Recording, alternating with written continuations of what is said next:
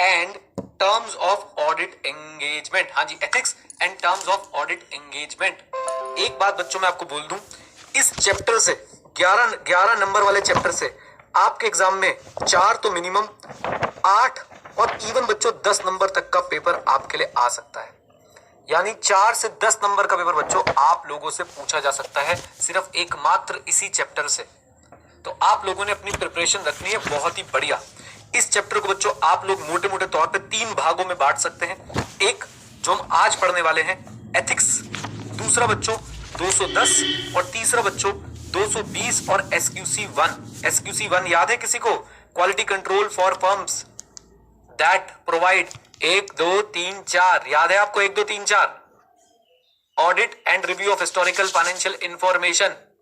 दूसरा क्या था? Other assurance and related service engagements. याद आ रही है बातें?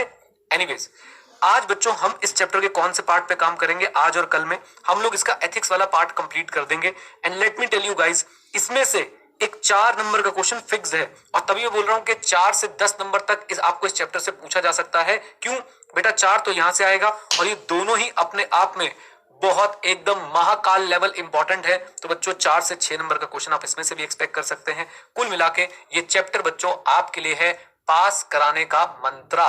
क्या आप लोग साथ में हैं? कम ऑन टेल मी, जल्दी बोलिए, बोल दो हाँ के ना एवरीवन।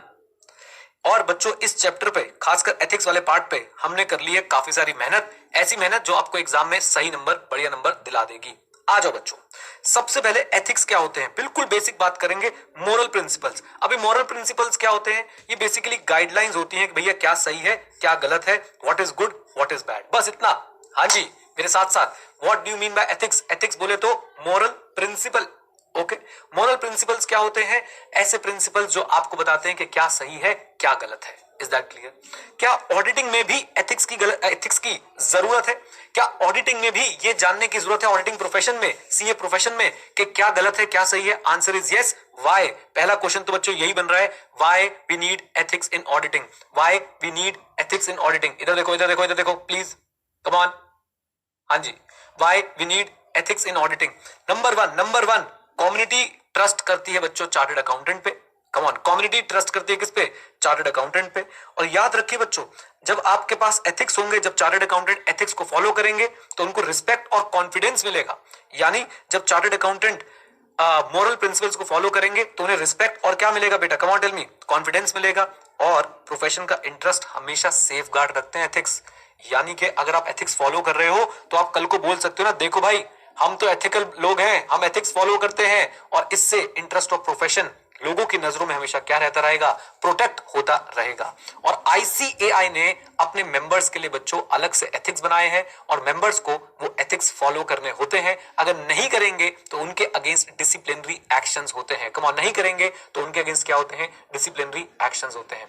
याद रखिए, एथिक्स क्या है? Moral principles. मोरल प्रिंसिपल्स क्या है? Guidelines of what is right और व्हाट इज रॉन्ग। क्या सीए प्रोफेशन में भी एथिक्स की यानी मोरल प्रिंसिपल्स की जरूरत है? यानी what is right, what is wrong ढूंढने की जरूरत है? आंसर इज यस, क्योंकि कम्युनिटी सीए पे ट्रस्ट करती है, कम्युनिटीज जो है वो सीए पे ट्रस्ट करती है। तो इसलिए याद रखिए बच्चों, आप अगर अपने प्रोफेशन की रिस्पेक्ट और कॉन्फिडेंस बनाना चाहते हैं, या जो बना हुआ है उसे मेंटेन करना चाहते हैं, तो आपको भी जो है वो एथिक्स को फॉलो करना चाहिए, राइट? और आईसीए ने क्या बोला है? आईसीए ने बोला है अपने मेंबर्स को कि भाई तुमने एथिक्स के साथ कंप्लाई करना है व्हाइल परफॉर्मिंग देयर ड्यूटी। और आईसीए ने कोड ऑफ एथिक्स भी बनाया है जो हर मेंबर को फॉलो करना होता है। अगर फॉलो नहीं करेंगे तो बेटा आपके अगेंस्ट डिसिप्लिनरी एक्शंस होंगे, और वो डिसिप्लिनरी एक्शंस हम लोग कहां पढ़ेंगे? वो डिसिप्लिनरी एक्शंस हम लोग पढ़ेंगे सीए फाइनल में। बोलिए कहां पढ़ने वाले हैं? सीए फाइनल के अंदर बच्चों हम लोग वो डिसिप्लिनरी एक्शंस पढ़ेंगे, आपके अगेंस्ट क्या क्या हो सकता है, क्या क्या करने पर। आइए एक लाइन में आपको यहां से जरूर पढ़ाना चाहूंगा। देखिए, चार्टर्ड अकाउंटेंट्स इन प्रैक्टिस और सर्विस कैसे भी हों, they must follow the code of ethics. Deviating from ethical responsibility triggers disciplinary action like fine, suspension and removal of membership. हाँ जी, फाइन, सस्पेंशन और रिमूवल ऑफ मेंबरशिप। तो याद रखिए, क्या आईसीआई के मेंबर्स को आईसीआई द्वारा बनाए गए कोड ऑफ एथिक्स को फॉलो करना है? Answer is yes. अदरवाइज क्या हो जाएगा? फाइन, सस्पेंशन और रिमूवल ऑफ मेंबरशिप। मेरे साथ साथ क्या हो जाएगा? फाइन, अदरवाइज फाइन, सस्पेंशन और removal. Question remains the same बच्चों। 4 नंबर का क्वेश्चन, क्या ऑडिटिंग प्रोफेशन में एथिक्स की जरूरत है? Answer is yes.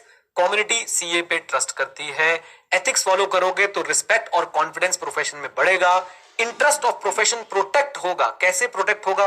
आप जब किसी को बोलते हैं कि सर मैं एक्चुअली में एथिक्स फॉलो कर रहा हूं और आप एक्चुअली में एथिक्स फॉलो कर रहे होते हैं, तो लोगों का आपके ऊपर विश्वास जो है वो बढ़ता है, ना कि आपके प्रोफेशन में विश्वास घटता है।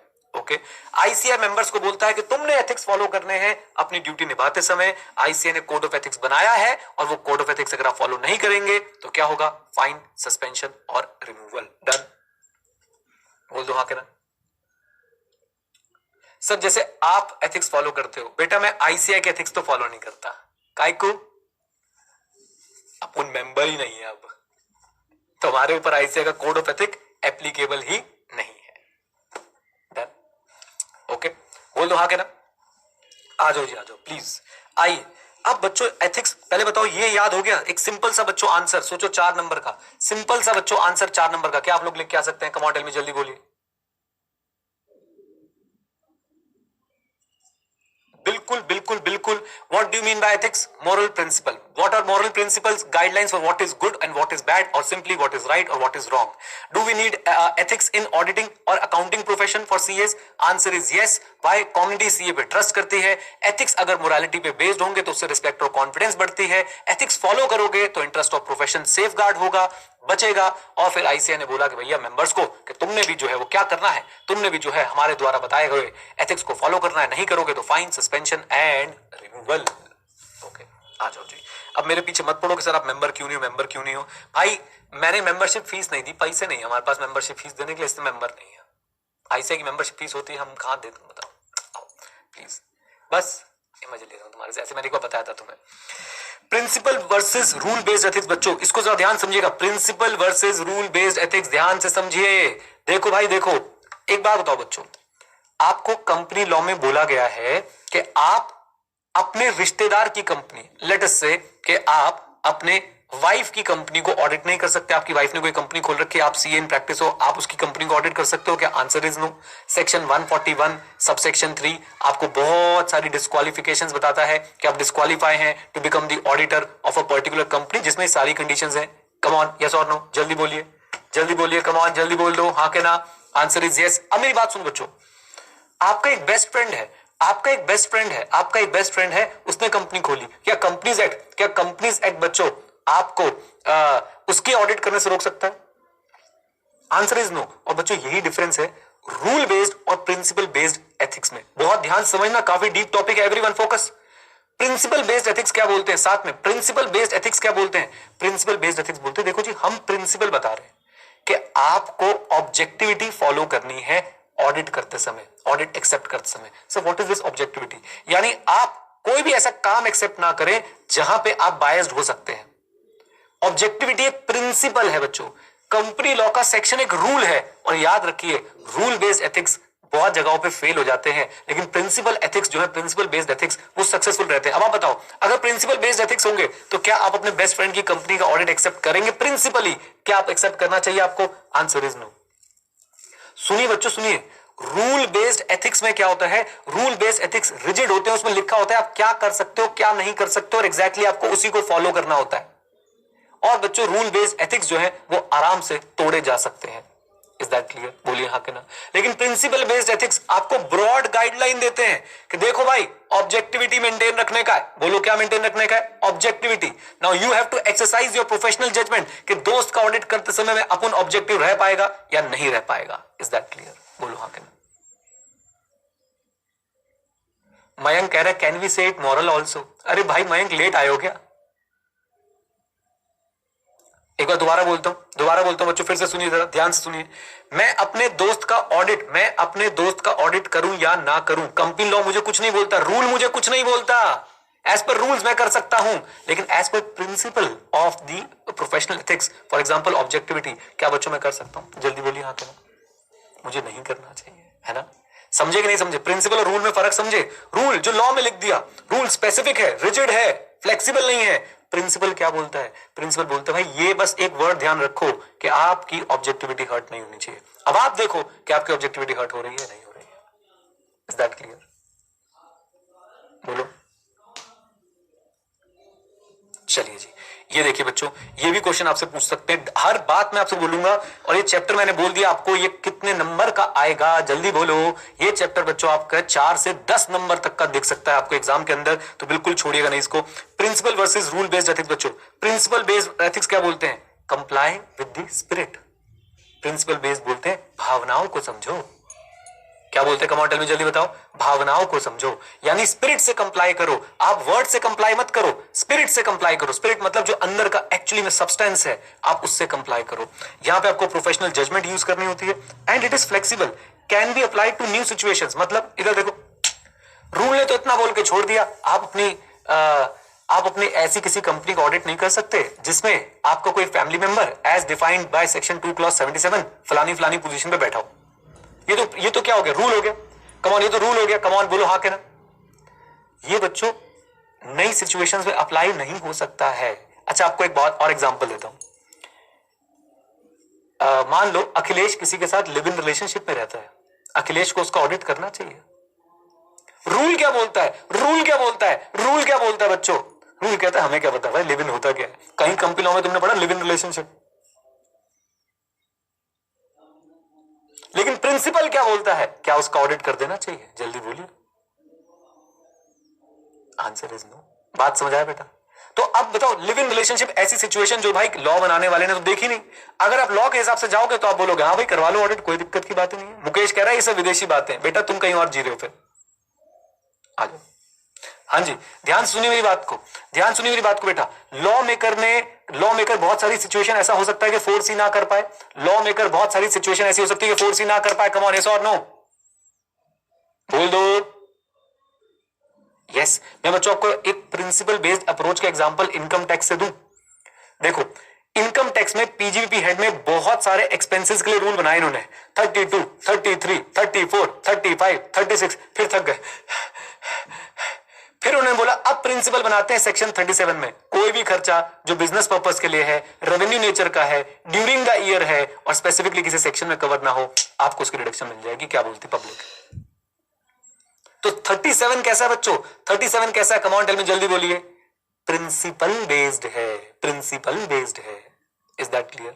बोलिए कि भैया बिजनेस के लिए खर्चा कर रहे हो, during the year, revenue nature का कहीं और नहीं लिखा हुआ, ले लो यहां डिडक्शन। क्योंकि लॉ मेकर हर चीज को फोर्स ही नहीं कर पाता। 37 फ्लेक्सिबल है कि रिजिड है? 37 फ्लेक्सिबल है कि रिजिड है? Section 37 of income tax act, come on tell me. Flexible है। बाकियों की बात करते बच्चों, फॉर एग्जांपल सेक्शन नंबर 35 आपको साइंटिफिक रिसर्च की डिडक्शन मिलती है, वो फ्लेक्सिबल है कि रिजिड है? भैया वो रिजिड है। कंडीशन सेटिस्फाइड आपको डिडक्शन मिलेगी, अदरवाइज निकलो यहां से पहली फुर्सत में। डन? बोल दो हाँ क्या ना? बात समझ आती है बच्चों? रूल बेस्ड और प्रिंसिपल बेस्ड। रूल बेस्ड आप बताओगे रिजिड और फ्लेक्सिबल, रूल बेस्ड रिजिड और flexible. Come on, rule based rigid और फ्लेक्सिबल। रूल बेस्ड होते हैं रिजिड, प्रिंसिपल बेस्ड होते हैं बच्चों फ्लेक्सिबल। जजमेंट कहां पे लगानी होती है? जजमेंट कहां पे लगानी होती है? जजमेंट जजमेंट जजमेंट जजमेंट लगानी होती है प्रिंसिपल बेस्ड पे। Is that clear? बोलिए कौन से ऐसे एथिक्स हैं जो नई सिचुएशंस को आसानी से अडॉप्ट करने में आपकी हेल्प करते हैं? नई सिचुएशंस को आसानी से अडॉप्ट करने में आपकी हेल्प करते हैं प्रिंसिपल बेस्ड। आप बच्चों एक बात बताओ, एक और प्रिंसिपल बेस्ड की खास क्वालिटी है। क्या प्रिंसिपल बेस्ड एक पर्टिकुलर ज्योग्राफिकल लोकेशन तक कन्फाइंड होंगे? ऑनेस्टी, एक सीए को, एक प्रोफेशनल अकाउंटेंट को ऑनेस्ट होना चाहिए। हाँ भाई, इंडिया वालों को ही ऑनेस्ट होना चाहिए, बाहर वालों तुम कर लो आपस में जो मन कर रहा है तुम्हारा। नहीं भाई, ये भी प्रिंसिपल बेस्ड की खासियत है। It can be applied across borders, it can be applied without any boundary of geography. Is that clear? बोलिए कम ऑन, बोल दो हाँ पे हाँ के ना। प्रिंसिपल बेस्ड बच्चों फ्लेक्सिबल है, जजमेंट इन्वॉल्व है, न्यू सिचुएशन आप लोग अडॉप्ट कर सकते हो, साथ साथ में बच्चों अक्रॉस बाउंड्री आप लोग जो है वो अडॉप्ट कर सकते हो। Is that clear? बोलो हाँ के ना। कम ऑन, आइए देखिए जल्दी जल्दी। हाँ जी, principle based compliance with spirit, use of professional judgement, flexible, can be applied to new situation and can be applied across national boundaries. Is that clear? Everyone please tell me, जल्दी बताओ। शाबाश। Rule based क्या होते हैं बच्चों? Strictly follow clearly established rule. बस बात खत्म। भाई ने बोला करने का है मतलब करने का है। आप बच्चों रोटेशन ऑफ ऑडिटर पढ़ते हो, सेक्शन 139 सबसेक्शन 2 पढ़ा है तुमने लॉ के अंदर, read with rule number 5 if I am not wrong. भाई मैं कंपनी का ऑडिटर बनूंगा नहीं, अगर वो लिस्टेड कंपनी है फॉर एग्जांपल, और मैं अगर इंडिविजुअल हूं, तो मैंने अगर 5 साल उसका लगातार ऑडिट कर लिया, I need a cooling period of 5 years, ऐसे ही होता है, कमान ऐसा और नो। अब सोचो बच्चों, सोचो, मैंने अपने दोस्त को दिलवा दिया उसका ऑडिट अगले 5 साल के लिए, और फिर अगले 5 साल के लिए मेरे पास आ गया, हम आपस में खेल रहे हैं, तो क्या बच्चों हम लोग लॉ की स्पिरिट से कंप्लाई कर रहे हैं? नहीं, रूल बेस में हम लोग कंप्लाई कर रहे हैं, लेकिन उसके प्रिंसिपल से कंप्लाई नहीं कर रहे हैं। Is that clear? बोलो हाँ के ना। आ जाओ जी, प्लीज प्लीज बच्चों प्लीज। तो strictly follow clearly established rules. आपके रूल बेस्ड प्रिंसिपल क्या बोलते हैं? भैया जो रूल में लिखा है वही फॉलो करो। इनका आउटलुक कैसा होता है? नैरो।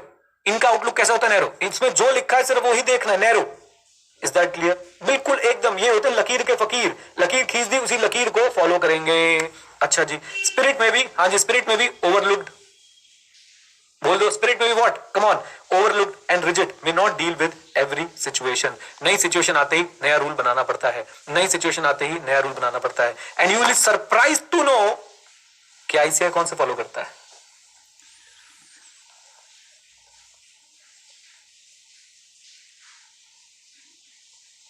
आईसीआई ने क्या किया है, सुनो बेटा, आप अगर थोड़ा सा जेनेसिस समझोगे तो मजा आएगा।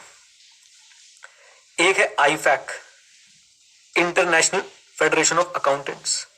इसका बच्चों एक बोर्ड है IESBA, international ethical standard board of accountants, if I am not wrong. इसने बच्चों ऐसी एक्चुअली है क्या, ICAI is the member of, हाँ जी, ICAI is the member of IFAC, right. और आईफैक ने एक बोर्ड बना रखा है, international ethics standard board of accountants, ऐसे कुछ करके, राइट। इन्होंने प्रिंसिपल्स बताए हैं, इन्होंने प्रिंसिपल्स बताए बच्चों, fundamental principle of professional ethic, fundamental principle of professional ethic. और आईसीए ने उन fundamental principle of professional ethics को यूज करते हुए रूल्स बनाए हैं। ये चार्टर्ड अकाउंटेंट्स एक्ट 1949 के अंदर आपको सारे रूल्स और सेक्शंस और सारे प्रोविजंस लिखे हुए मिलेंगे कि एक सीए पर्टिकुलरली क्या कर सकता है, क्या नहीं कर सकता, एटसेट्रा एटसेट्रा। इवन आप अपनी वेबसाइट पे कौन सा रन कर सकते हो, ये भी आपको आईसीए बताएगा। हेलो, तो ICI follows a blend of, come on, a blend of principle and rule based approach. But याद रखिए, ये आपने लिख के नहीं आना है, ये आपने लिख के नहीं, बेटा ऐसी बातें बोल क्यों किसी की ईगो हर्ट करनी, मुझे बताओ, राइट। तो आपसे कोई पूछेगा नहीं, मैंने प्रैक्टिकली आपको बता दिया कि भाई 5 प्रिंसिपल्स हैं प्रोफेशनल एथिक्स के, और पूरा का पूरा प्रोफेशनल एथिक्स वहीं से बह रहा है। यानी ये 5 प्रिंसिपल्स बच्चों क्या है, कमांड टेल में जल्दी बोलिए, 5 प्रिंसिपल्स क्या है, कमांड टेल में जल्दी बोलिए। ये है गंगोत्री, और इन गंगोत्री से बह रही है बच्चों गंगा। यानी कि पूरे प्रोफेशनल एथिक्स के जो रूल आप सीए फाइनल में पढ़ते हो वो इन्हीं 5 प्रिंसिपल पे बेस्ड होते हैं। किन 5 प्रिंसिपल पे, कमांड, इन्हीं 5 प्रिंसिपल जो भी हम पढ़ने वाले हैं, जो किसने दिए हैं, आईफैक ने दिए हैं। आप फिर से पूरे वर्ल्ड में जाके कहीं पे भी बात कर लीजिए कि fundamental principles of professional ethics for professional accountant, उनको आप वो छूटते ही आपको वो 5 बातें बता देगा जो मैं आपको भी बताने वाला हूं। Is that clear? बोलो बोलो, आइए बच्चों आइए, मैं फिर से बोलता हूं, क्या आपको समझ आया कि भाई सब कितने तरह के एथिक्स हो सकते हैं? Come on everyone tell me, principle based and rule based. Principle based में क्या होता है, स्पिरिट से कंप्लाई करो, प्रोफेशनल जजमेंट यूज करो, फ्लेक्सिबल है, नई सिचुएशन आन दो, और नेशनल बाउंड्रीज की चिंता मत करो। बोलो हाँ कहना। एक नलायक है, कह रहा मैंने अभी ज्वाइन किया, मेरा कुछ छूट तो नहीं गया। अरे पहली बात, तूने अभी क्यों ज्वाइन किया, फिर क्लास को डिस्टर्ब कर रहे हो, कुछ छूट तो नहीं गया। पहले खुद लेटा, उसके बाद भाई साहब फिर चिल्लाओ यहां पे बैठ के। नलायक, दुष्ट, पापी, लुच्चा, लफंगा। हाँ जी प्लीज, क्लियर है यहां तक? बोल दो हाँ कहना। आ जाओ जी। फिर रूल बेस्ड बच्चों, रूल बेस्ड में हम लोग क्या करते हैं, strictly follow the clearly established rule, narrow outlook, spirit में भी ओवरलुक्ड, एंड बच्चों याद रखिए ये होते हैं रिजिड। ये हर किसी सिचुएशन से, ये हर किसी सिचुएशन से, कम ऑन, ये हर किसी सिचुएशन से बच्चों डील नहीं करते हैं। Is that clear? आपको मैंने बच्चों बेसिक आइडिया दिया कि आईफैक है, आईफैक के बाद आइसबा है, आइसबा ने बच्चों प्रिंसिपल्स बनाए हैं, और वही प्रिंसिपल के बेस पे सीए ने, आईसीआई ने अपने क्या बनाए हैं, रूल्स बनाए हैं, जो आप लोग सीए फाइनल में पढ़ते हैं। लेकिन आईसीआई बोलता है कि प्रिंसिपल्स अभी पढ़ लो।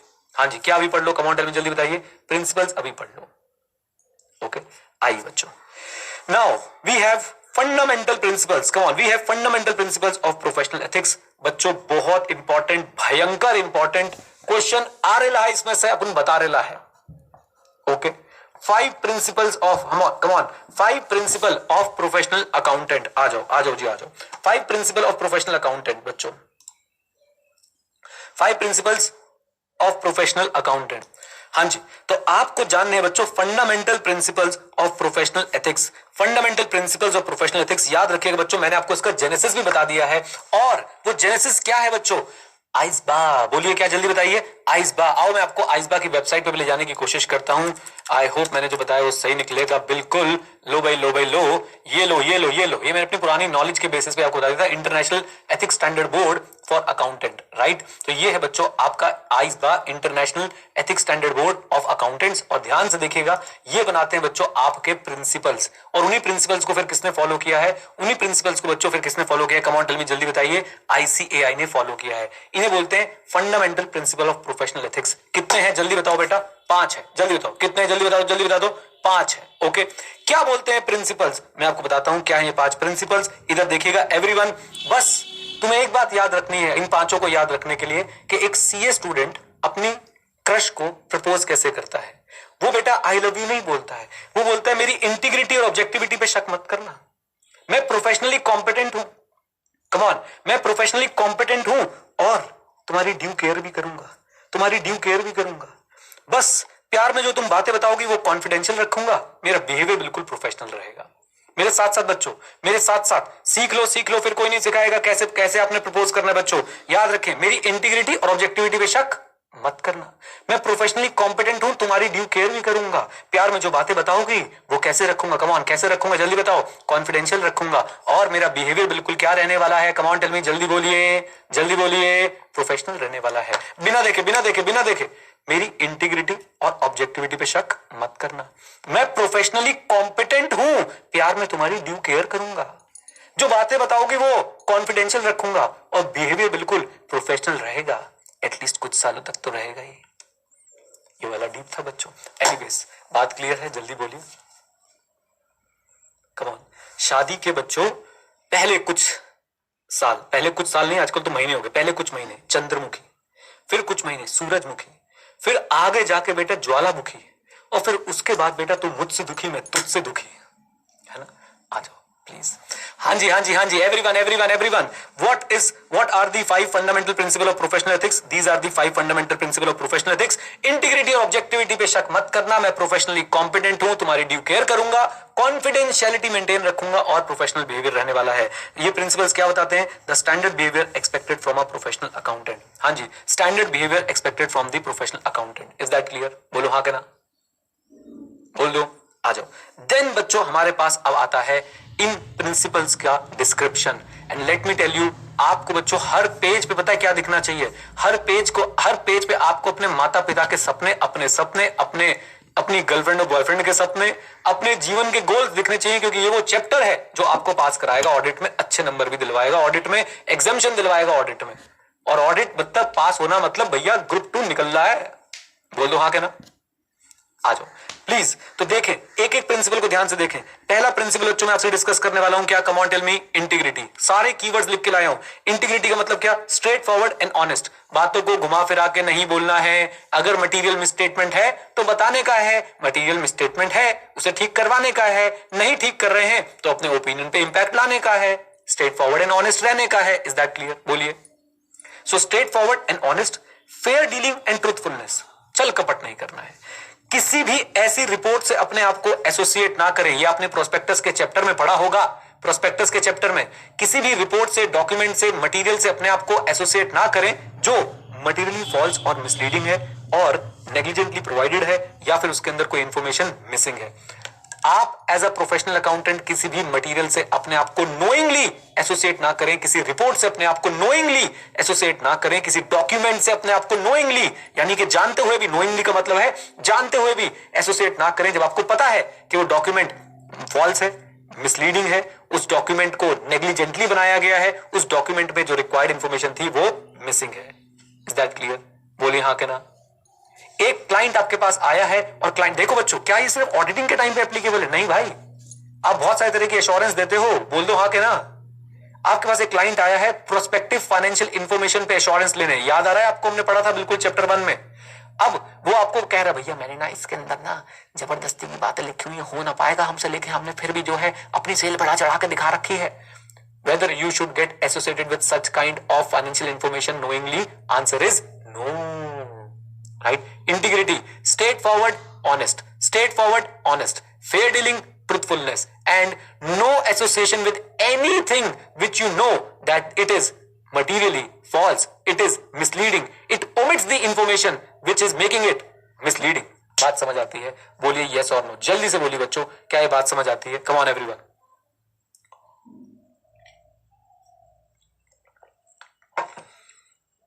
बहुत ही बढ़िया, बहुत ही बढ़िया. आ जाओ सर. ये पीए क्या है? पीए कहां देख लिया तुमने? पीए है बच्चों प्रोफेशनल अकाउंटेंट. बोलो बेटा पीए क्या है? जो प्रिंसिपल्स वर्ड यूज करते हैं वो क्या वर्ड यूज करते हैं? ध्यान से देखिए, professional accountant, professional accountant. Is that clear? जल्दी बोलो बच्चों. हाँ जी. Integrity, come on. इंटीग्रिटी क्या है? जल्दी बोलो. Straight forward, honest, fair dealing, truthfulness, no association with anything which you know that it is misleading, it is not true, that is false, and negligently prepared or omits the required information. Done. बोलिए. आइए जी next पे आते हैं बच्चों. Objectivity. पहले बताओ 5 principal याद है? जिंदगी भर भूलोगे तो नहीं. कैसे करना था प्रपोज? मेरी इंटीग्रिटी और ऑब्जेक्टिविटी पे शक मत करना. मैं प्रोफेशनली कॉम्पिटेंट हूं और ड्यू केयर भी करूंगा. प्यार में जो बातें बताओगी उनकी कॉन्फिडेंशियलिटी मेंटेन करूंगा.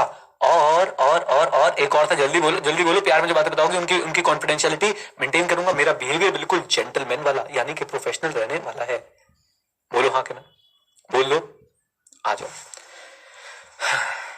भाई. देखो पहले साल तो गाड़ी का गेट भी आप खोलते हो.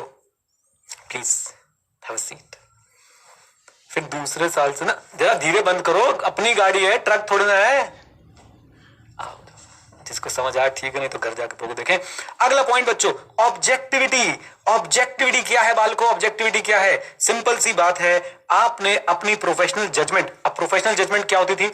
Application of training, knowledge and experience so that you can take decisions. यानी आपने अपने डिसीजंस को कॉम्प्रोमाइज नहीं करना है because of bias, conflict of interest, undue influence. Because of bias, conflict of interest, undue influence. सारे वर्ड समझाऊंगा, सुनिए. ऑब्जेक्टिविटी, अपनी प्रोफेशनल जजमेंट को आपने इन्फ्लुएंस नहीं होने देना है बिकॉज ऑफ बायसनेस. बायसनेस मतलब सिंपल सी बात है कि भाई साहब अगर तुम्हारे गर्लफ्रेंड के पापा के अकाउंट्स तुम ऑडिट कर रहे हो तो तुम बायस हो जाओगे कि नहीं? बताओ मुझे. Avoid it. ऑब्जेक्टिविटी. अब आप देखो, क्या कोई रूल में लिखा है? क्या कंपनीज एक्ट में लिखा है? Provided that if you are auditing the financial statement of the father of your girlfriend, then you cannot do it. कुछ ऐसा नहीं कवर कर सकते बेटा. वो रूल बेस्ड है एथिक्स. Is that clear? बोल दो हाँ के ना. लेकिन प्रिंसिपली आपको ऐसा असाइनमेंट लेना ही नहीं चाहिए जहां पे आपकी प्रोफेशनल जजमेंट क्या हो जाएगी? इन्फ्लुएंस हो जाएगी, बायस हो जाएगी. Come on. जहां पे कॉन्फ्लिक्ट ऑफ इंटरेस्ट हो. कॉन्फ्लिक्ट ऑफ इंटरेस्ट का एग्जांपल दूं.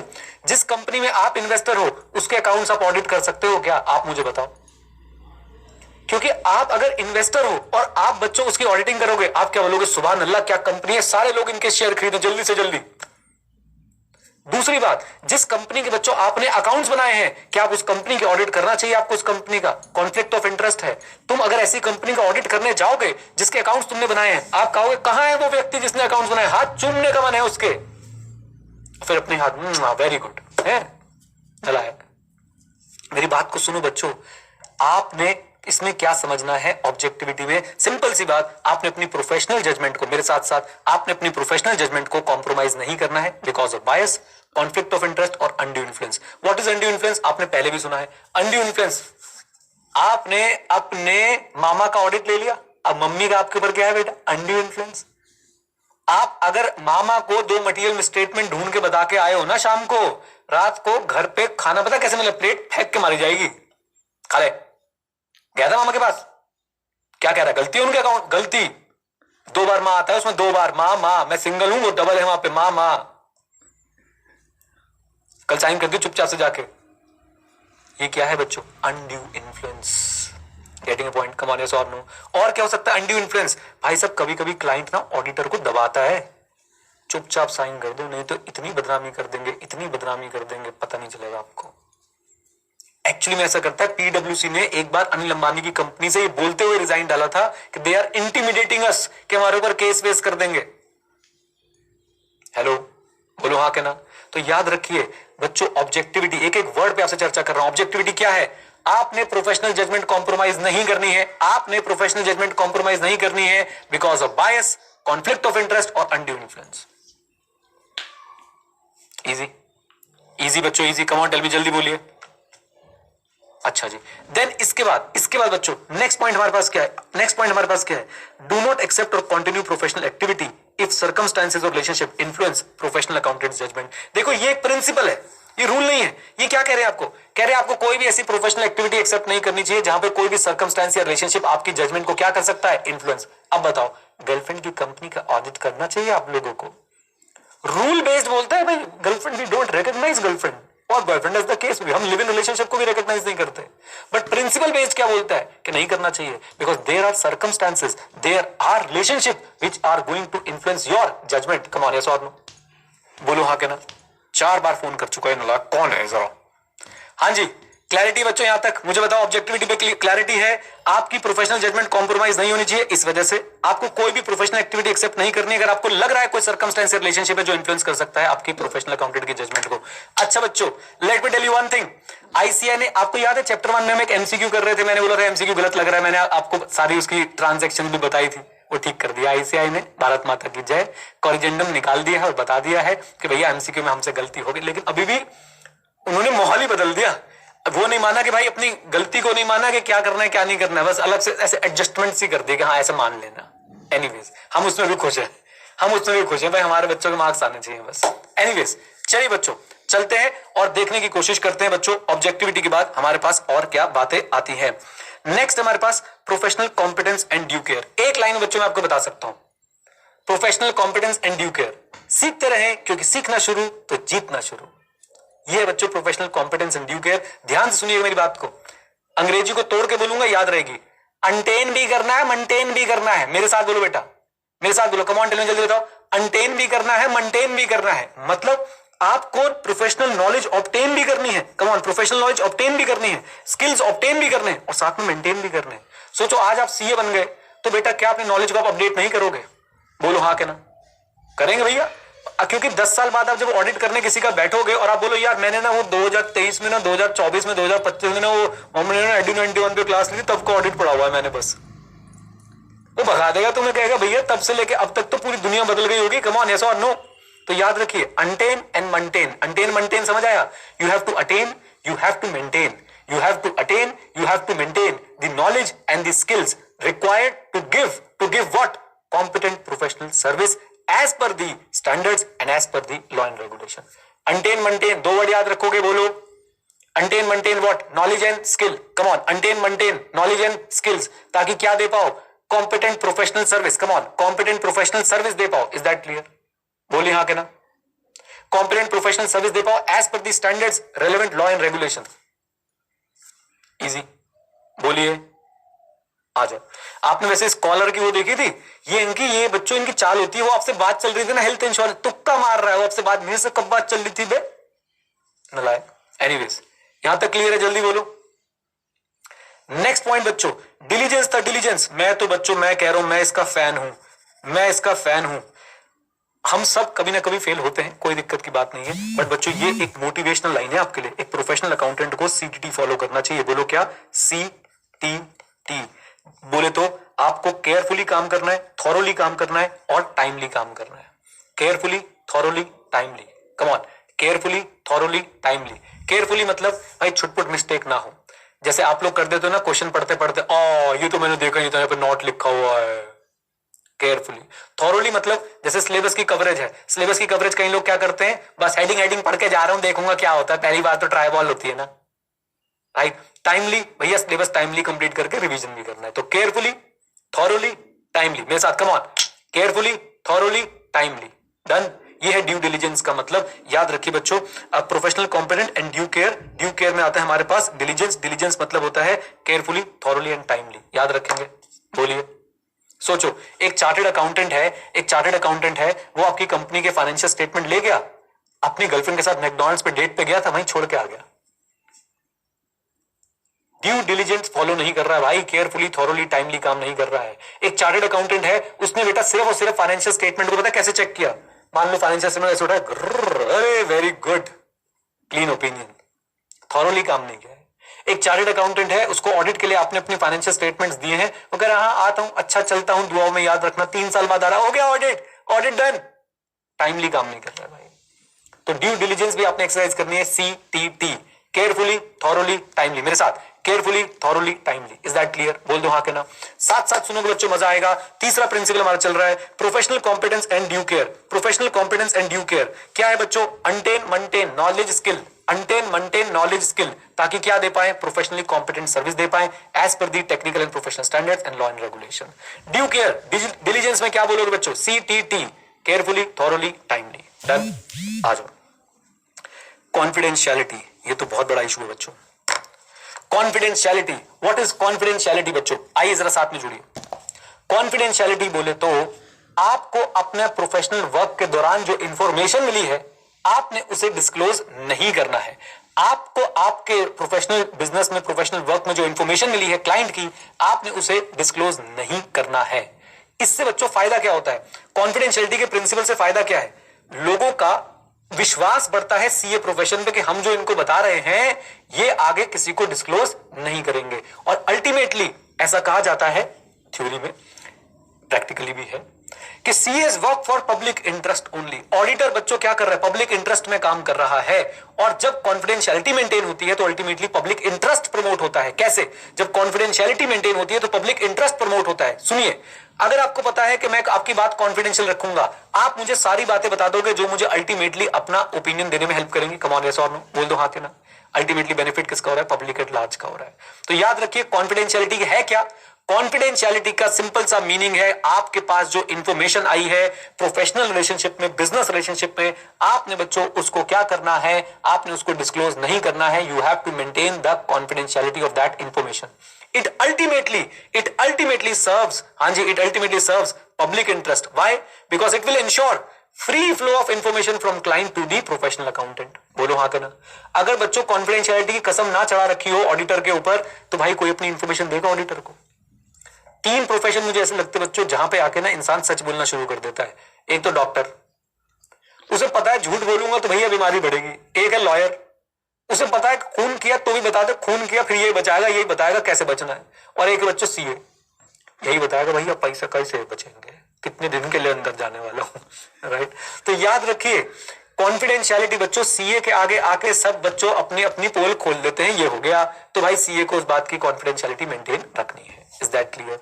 बोलिए हाँ के ना, बोल दो हाँ के ना। Yes yes yes. आइए, respect confidentiality of information obtain during professional and business relationship. Confidentiality बच्चों अल्टीमेटली किसको सर्व करती है? जल्दी बोलिए, पब्लिक इंटरेस्ट को। क्योंकि जब कॉन्फिडेंशियलिटी की कसम चढ़ी होती है हमारे ऊपर, तो क्या क्लाइंट झिझकता है इंफॉर्मेशन देने में? Answer is no. क्लाइंट जो है वो फ्री फ्लो ऑफ इंफॉर्मेशन हमारे पास तक जो है वो पहुंचा पाता है, हमारा एम्प्लॉयर जो है हमारे पास तक पहुंचा पाता है। यहां बच्चों एक बहुत इंपॉर्टेंट बात है जो हाईलाइट करना चाहता हूं। क्या ये जो हमारे प्रिंसिपल्स हम लोग पढ़ रहे हैं, क्या ये जो हमारे प्रिंसिपल्स हम लोग पढ़ रहे हैं, क्या ये सिर्फ और सिर्फ सीए इन प्रैक्टिस के लिए है या सीए इन सर्विस के लिए भी है? हर चार्टर्ड अकाउंटेंट जो मेंबर है उसके लिए है? सर, हर चार्टर्ड अकाउंटेंट जो मेंबर है उसके लिए है ये प्रिंसिपल्स। Is that clear? बोलिए हाँ के ना। डन डना डन डन, बोल दो। आ जाओ जी, आ जाओ। एक बच्चा पूछा सर इंटीग्रिटी और कॉन्फिडेंशियलिटी में मैं जो है वो किसको प्रेफरेंस दूं?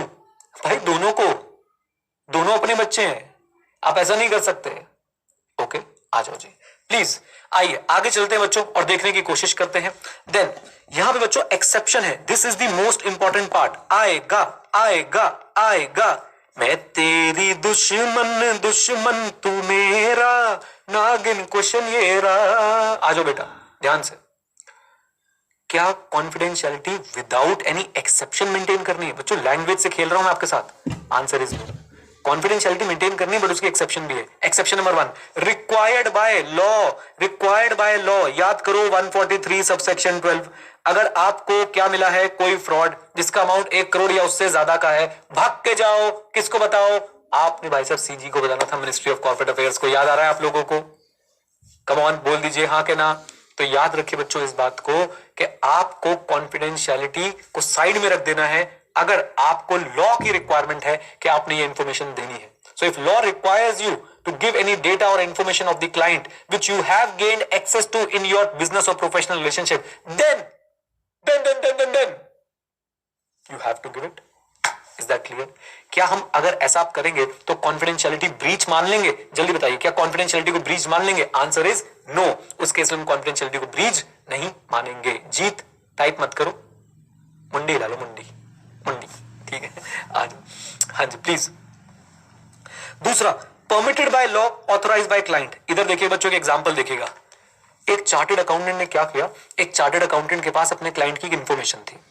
उसके बाद चार्टर्ड अकाउंटेंट को भाई आईसीआई ने इनवाइट किया कि आओ जरा बाकी चार्टर्ड अकाउंटेंट्स को अपने फील्ड ऑफ एक्सपर्टीज के बारे में बताओ। मान लो एक सीए है, सीए जीएसटी में एक्सपर्ट है, उसके क्लाइंट का एक केस पर्टिकुलर एक सिचुएशन थी, उस सिचुएशन से वो बाहर निकाल के लाया अपने क्लाइंट को, और अब वो बहुत सारे सीएस के सामने प्रेजेंटेशन दे रहा है कि कैसे मैंने अपने क्लाइंट को अपने इस चक्रव्यूह से बाहर निकाला, और वो क्लाइंट का रियल डेटा यूज कर रहा था, वहां पे क्लाइंट का नाम भी लिखा था, रियल डेटा भी यूज कर रहा था। कॉन्फिडेंशियलिटी ब्रीच हो गई। Is that clear? नोइंगली और अननोइंगली आपने भाई साहब क्लाइंट का डेटा जो है वो डिस्क्लोज नहीं करना है। अच्छा, अब इसी केस को देखो बच्चों, इसी केस को देखो। अगर वो क्लाइंट से परमिशन ले लेता, कहते साहब मैं आपका ये डेटा दिखाना चाहता हूं थोड़ा सा, ताकि मैं अपने सीए ब्रदर्स को जो है एजुकेट कर पाऊं इस बारे में, ताकि वो लोग भी सीख पाए, उनका भी कोई क्लाइंट फंस जाए तो वो निकलवा पाए उसको। उसने क्लाइंट से रिटर्न में परमिशन ले रखी है। लॉ इस बात के लिए रोक नहीं रहा है। लॉ कह रहा है भैया तुम्हारा क्लाइंट है, तुम बात कर लो, अगर वहां बोलता है तो बता देना। तो अब अगर वो परमिशन लेके बच्चों ये डेटा अगर शो करता तो क्या वो कॉन्फिडेंशियलिटी ब्रीच मानी जाती? Answer is no. Second exception, number 1 required by law, number 2 भाई साहब ऑथराइज बाय दी क्लाइंट। हाँ जी, ऑथराइज बाय दी क्लाइंट। यहां तक बात समझ आती है? जल्दी बोलिए एवरीवन, एवरीवन कम ऑन। बहुत ही बढ़िया, बहुत ही बढ़िया, बहुत ही बढ़िया, बहुत ही बढ़िया। आ जाओ जी। और तीसरी बात बच्चों, तीसरी बात इधर देखिए, professional duty to disclose. What is this professional duty to disclose? आपको मैंने पहले भी बताया था, कम ऑन देखिए, आपको मैंने पहले भी बताया था कि भाई चार्टर्ड अकाउंटेंट्स के काम का भी रिव्यू होता है, उसे क्वालिटी रिव्यू बोला जाता है। क्या बोला जाता है? क्वालिटी रिव्यू बोला जाता है, पीयर रिव्यू बोला जाता है। अब वहां पे आपके काम की जब चेकिंग होनी है तो क्लाइंट की कुछ इंफॉर्मेशन हो सकता है जो चेक करना है, आपको उसे दिखाना पड़े। कल को एनएफआरए ने आपके ऊपर भाई किसी चीज को लेके केस कर दिया, तो क्या आप एनएफआरए आपसे डॉक्यूमेंट मांगेगा कि दिखाओ जी आपने इस क्लाइंट का काम कैसे किया था? तो आप दिखाएंगे कि नहीं दिखाएंगे? दिखाएंगे। So it is your professional duty to disclose, तो आपको वहां पे वो दिखाना पड़ जाएगा। Is that clear? बोलो हाँ के ना, कम ऑन जल्दी बोलो। Simple simple simple. आ जाओ जी, आ जाओ जी, आ जाओ। लीजिए लीजिए बच्चों, लीजिए। तो ये है वो 3 एक्सेप्शन जो आपको बाय हार्ट याद रखनी है। अब देखो आपसे करेक्ट इनकरेक्ट कैसे पूछेंगे, तो देखो इधर देखो। Confidentiality of the information obtained in the professional relationship has to be maintained without any exception. Correct और इनकरेक्ट? करेक्ट और इनकरेक्ट जल्दी बताइए। Incorrect, because there are 3 exceptions. There are 3 exceptions. Exception number 1 मेरे भाइयों, मेरे भाइयों, मेरे भाइयों, एक्सेप्शन नंबर 1 मेरी बहनों एज वेल, हाँ जी, required by law. Exception number 2, exception number 2 बच्चों, एक्सेप्शन नंबर 2, एक्सेप्शन नंबर 2 जल्दी बोलो। लॉ रोक नहीं रहा है, क्लाइंट ने ऑथराइज कर दिया है। एक्सेप्शन नंबर 3 आपकी प्रोफेशनल रिक्वायरमेंट है। अच्छा सर, अगर क्लाइंट का डेटा मैं बिना नाम के दिखा रहा हूं, मैं तो बोलूंगा बेटा बिना नाम के दिखा रहे हो तो भी आप गड़बड़ में फंस सकते हो अगर किसी ने पॉइंट आउट कर दिया। इसलिए हमेशा डमी डेटा दिखाओ। अनमोल सर जब आते हैं आपको कभी कभी जो प्रैक्टिकल चीज दिखाते हैं तो उन्होंने कैसे कैसे नाम बना रखे हैं, लेना बैंक, और नंबर भी उन्होंने खुद भरे हुए भाई साहब उसके अंदर। Is that clear?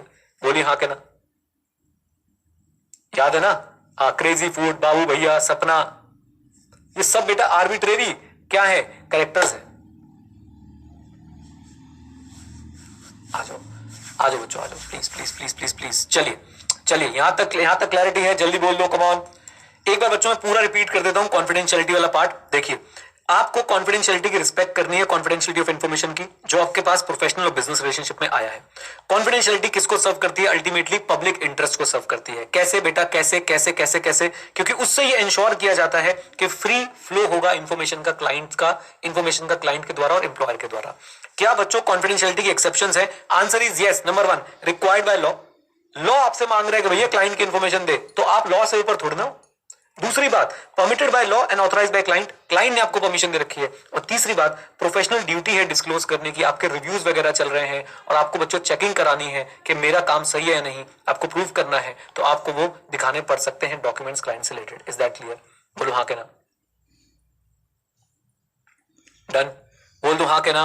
अब देखो, एक बालक मेरे पीछे पड़ा हुआ है, कह रहा सर नाम चेंज कर देंगे तो फिर दिक्कत क्या है?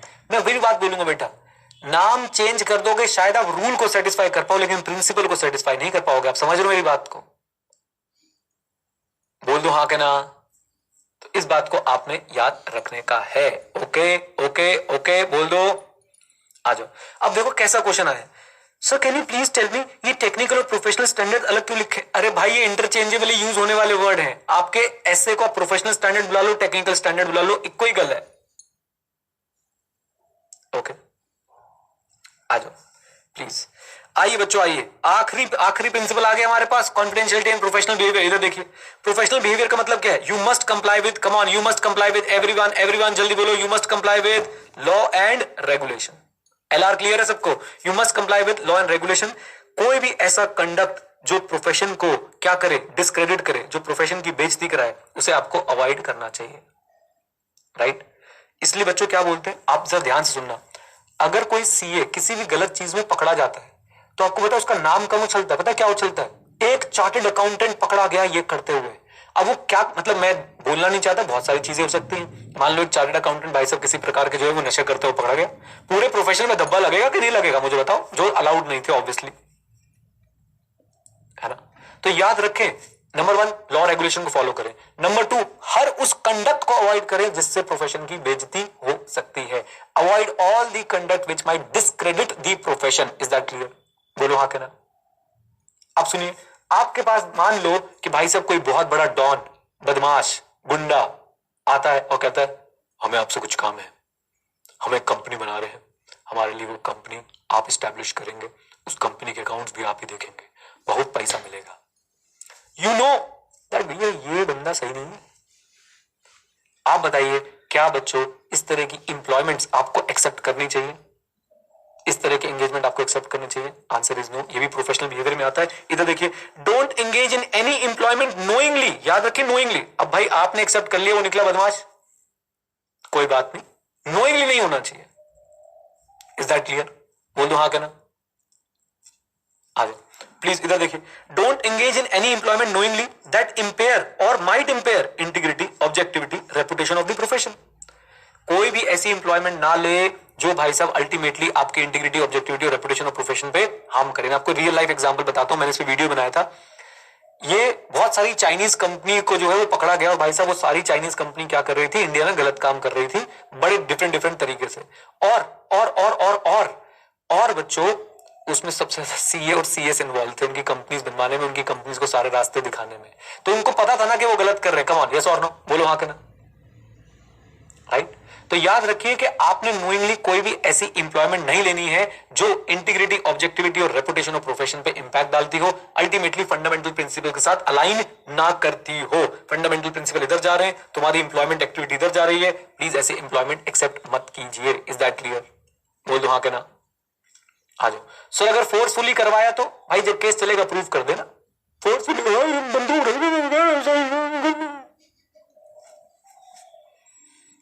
ठीक है ना? आ जाओ प्लीज बच्चों, प्लीज। हाँ जी, मतलब हमें प्रिंसिपल बेस्ड और रूल बेस्ड दोनों को ध्यान में रखना है, काम करना है। पारस भाई मैं ये बोलूंगा अभी के लिए तो आप सिर्फ प्रिंसिपल पे ध्यान दो, रूल बेस्ड तो फाइनल में पढ़ोगे तब टेंशन ले लेंगे उनकी। ओके। अखिलेश बोला सर पकड़े जाएंगे तो बोलेंगे थोड़ी ना नोइंगली, वो तो बेटा फिर कोर्ट ऑफ लॉ में प्रूव होगा ना। ओनस, बर्डन आपके ऊपर होगा प्रूव करने का कि अननोइंगली था। मतलब आप बताओ ना, आपने दाऊद का काम एक्सेप्ट कर लिया, दाऊद इब्राहिम पता नहीं जिंदा है कि निकल लिया, मान लो 2 मिनट के लिए आपने एक्सेप्ट कर लिया। अब बोलो भाई अननोइंगली, भाई अननोइंग, हमें क्या पता दाऊद इब्राहिम सच्चा sweet guy with good moustaches moustaches. बताओ आप जरा। Chhota Shakeel came to my place, I was very impressed, he was talking very softly to me and I accepted the assignment.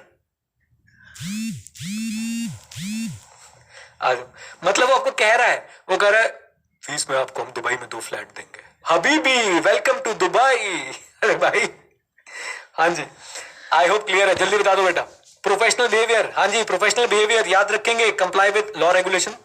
हर उस कंडक्ट को अवॉइड कीजिए जो क्या कर सकता है, डिस्क्रेडिट कर सकता है प्रोफेशन को। किसी भी ऐसी इंप्लॉयमेंट में नोइंगली मत एंगेज हुई जो कर सकती है इंपेयर, इंपेयर मतलब नुकसान पहुंचा सकती है इंटीग्रिटी, ऑब्जेक्टिविटी और रेपुटेशन ऑफ प्रोफेशन को। Is that clear? बोलो हाँ करें। नितिन कह रहा है सर 50 करोड़ मिलेंगे तो फिर प्रिंसिपल को क्या देखना, फिर प्रिंसिपल को देखें, पैसे को देखें। यही तो आपको सिखाने के लिए चैप्टर नंबर 11 डाला गया है। जिंदगी में बच्चों प्रिंसिपल देखने बहुत जरूरी होते हैं। अभी मैं इस पर शुरू हो जाऊंगा फिर मैं रुकूंगा नहीं, इसलिए बस मान जाओ प्रिंसिपल बहुत जरूरी होते हैं। ठीक है, बोलो हाँ कहना। आ जाओ नेक्स्ट पॉइंट पे चलते बच्चों, नेक्स्ट पॉइंट पे चलते। इधर देखो प्लीज। अब बात करेंगे हम लोग इंडिपेंडेंस ऑफ ऑडिटर पे। क्या आपको पांचों प्रिंसिपल समझ में आ गए? जल्दी बोल दो, जल्दी बोलो, कम ऑन टेल मी, जल्दी बोलो। हाँ जी, क्या क्या थे? पहले बच्चों प्रिंसिपल्स के नाम याद रखना। हाँ जी जल्दी से बताओ बेटा, प्रिंसिपल्स के नाम याद है? कैसे प्रपोज करना था? मेरी इंटीग्रिटी और ऑब्जेक्टिविटी पे शक मत करना। कम ऑन, मेरी इंटीग्रिटी और ऑब्जेक्टिविटी पे शक मत करना। मैं प्रोफेशनली कॉम्पिटेंट हूं, ड्यू केयर करूंगा। उसके बाद प्यार में जो भी बातें बताओगे उन्हें कॉन्फिडेंशियल रखूंगा। अब तो समझ गए ना, इन्फॉर्मेशन को कॉन्फिडेंशियल रखना है जो भी मैडम भेजे। और रात साथ में याद रखना है बच्चों आपने कि भाई मेरा बिहेवियर बिल्कुल प्रोफेशनल रहेगा। Is that clear? बोलो हाँ कहना। डन? आ जाओ जी, आ जाओ please please please. Very simple, साथ साथ याद हो गए हैं। रिवीजन वीडियो में एक बार बोल दूंगा, आप लोगों को पूरा का पूरा टॉपिक जो है वो याद हो जाएगा। अब बच्चों हम लोग चर्चा करेंगे किस पे? कम ऑन टेल मी, जल्दी बोलिए। इंडिपेंडेंस ऑफ ऑडिटर पे। कम ऑन, किस पे? इंडिपेंडेंस ऑफ ऑडिटर पे। आ जाओ मेरे साथ next part of the video.